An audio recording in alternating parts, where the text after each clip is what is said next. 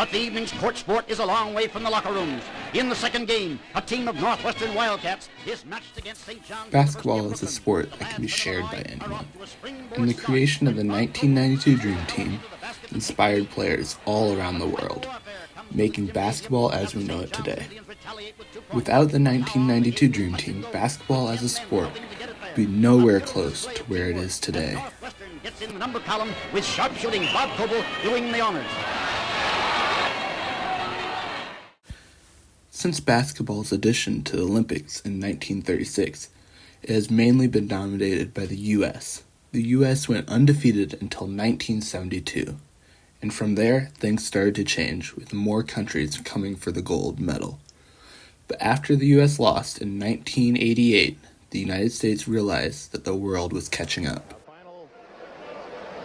That was ruled an intentional foul, so the Soviets get the ball back. And here's the frosting for the USSR. They win it.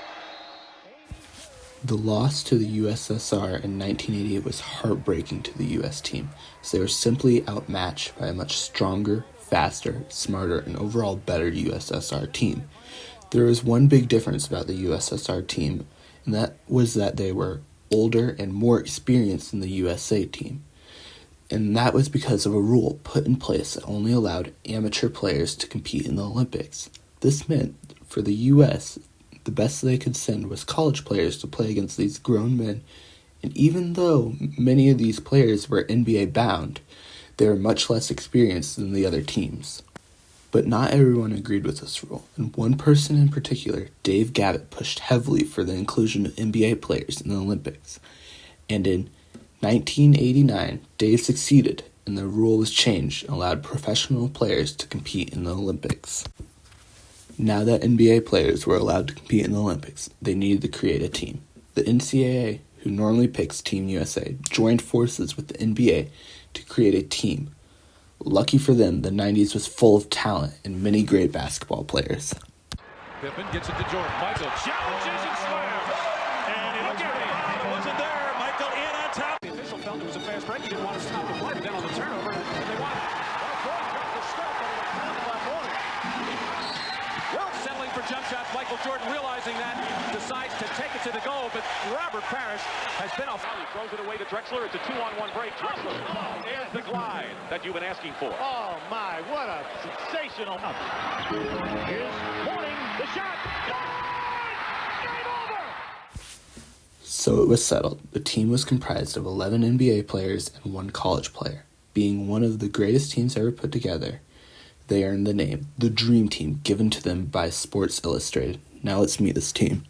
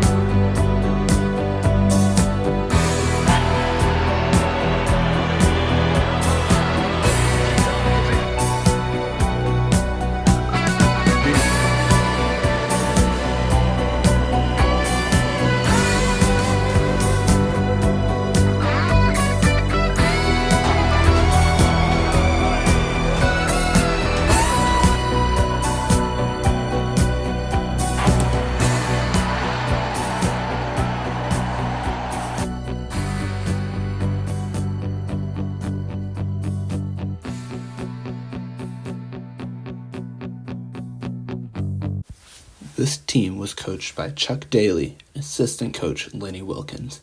Now let's see how they did. Michael on the fly.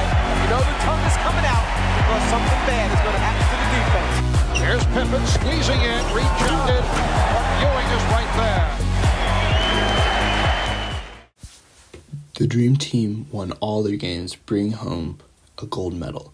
They won all their games by an average score of 44 points, proving that the U.S. was still one of the best teams in basketball.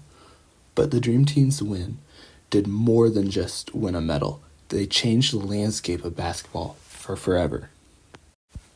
The Dream Team changed the way the NBA was viewed, with the commissioner at the time saying the Dream Team ignited interest in basketball around the world.